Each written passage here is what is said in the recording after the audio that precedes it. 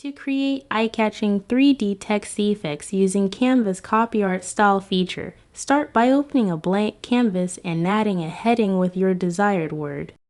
Customize the font style and size to your preference. Next, convert the text into an image by clicking Share and selecting Copy to Clipboard, which copies the text as an image file. Right-click on the canvas and paste the copied text image, then delete the original text layer so only the image remains. Double-click on the pasted image to crop it if needed. And use the background remover tool to clean up any rough edges for a cleaner look. Now go to Elements and search for 3D element. Then browse the graphic options and choose a 3D element you like. Select that 3D element, click Copy Style in the editing toolbar, and choose Copy Art Style.